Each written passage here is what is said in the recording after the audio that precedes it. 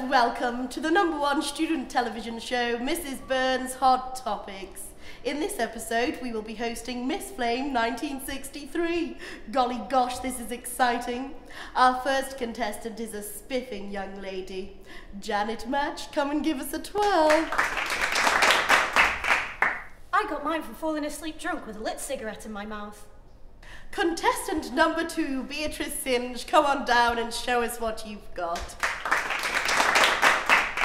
I got mine from cooking after a few bevies. Silly me. And last but not least, we have Lola Inferno. Come on down, Lola.